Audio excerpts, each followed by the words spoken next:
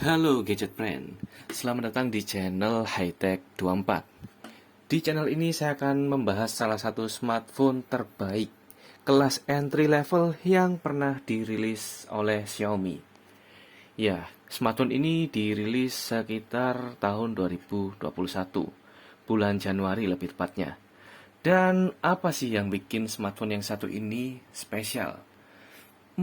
Katanya, bukan katanya sih, tapi faktanya smartphone ini punya baterai badak. Kemudian kapasitas RAM-nya 4 GB dan juga 6 GB. Tapi dia dibanderol dengan harga yang sangat miring. Atau lebih tepatnya dia dijadikan smartphone kelas entry level oleh Xiaomi. Penasaran kan? Iya, ini adalah Redmi 9T, salah satu smartphone yang sangat populer yang digunakan banyak sekali pengguna smartphone kelas entry level karena dia punya chipset yang sangat mumpuni. Oke, tidak usah lama-lama, langsung kita bahas. Redmi 9T mempunyai dua varian. Varian yang pertama RAM 4 GB dan memori internalnya 64 GB. Yang kedua RAM 6 GB kemudian memori internal 128 GB. Selain itu dia juga dilengkapi dengan baterai badak yang punya kapasitas 6000 mAh dan baterainya ini sudah baterai tanam. Mantap kan? Nggak cuman itu aja, resolusi layarnya 6,53 inch. Ya, kalau dibilang smartphone ini handy, cukup handy ya. Tapi ya agak lebar sih. Overall, kalau dipegang pakai satu tangan masih cukup enak. Selain itu, dia juga punya quad kamera. Ya, resolusi kamera utamanya yaitu 48 megapiksel wide. Kemudian ada lagi lensa ultrawide 8 megapiksel dan lensa makro 2 megapiksel dan juga depth sensor 2 megapiksel. Dan tidak lupa smartphone ini sudah dilengkapi dengan LED flash. Nah, keunggulannya apa lagi? Oh ya, smartphone ini mempunyai selfie kamera 8 megapiksel.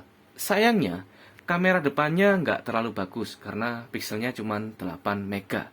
Tapi untuk kamera belakangnya cukup mumpuni kalau digunakan sebagai smartphone kelas entry level. Untuk perekaman videonya, baik kamera depan maupun kamera belakang sudah support di resolusi 1080p 30 fps. Oke, sekarang kita sudahi dulu bahas kameranya. Yang paling penting dari smartphone ini adalah dimensinya. Untuk dimensinya 162,3 dikalikan 77,3 dikali tebalnya 9,6 mm, hampir 1 cm. Kenapa cukup tebal? Karena dia mempunyai baterai badak yaitu 6000 mAh. Sedangkan beratnya sendiri ada di kisaran 198 gram. Hampir 200 gram ya, nyaris, selisihnya dikit banget. Tapi overall itu tidak masalah. Kemudian untuk layar depannya sudah menggunakan Corning Gorilla Glass 3. Dan ini worth it banget. Dan untuk backdoornya masih menggunakan polikarbonat atau plastik ya. Nah, ini yang paling saya sukai. Kalau kalian masih kekurangan memori internal, smartphone yang satu ini cukup lengkap slot SIM card-nya. Dia dilengkapi dengan dual SIM card nano SIM dan juga satu buah slot micro SD atau memori eksternal. Cukup mumpuni dan mantap menurut saya. Untuk displaynya sendiri, dia masih menggunakan LCD IPS. Dan sayangnya, untuk keterangannya masih, penangkapan cahayanya masih di 400 nits. Jadi dia nggak terlalu terang kalau digunakan di luar ruangan. Tapi overall ini cukup mumpuni. Oke, untuk resolusi layarnya ada di 1080 kali 2340. Lebih tepatnya di Full HD Plus dan 395 ppi. Untuk Android-nya sudah support ke Android 10 dan sekarang masih di MIUI 12.6 kalau kalian beli baru.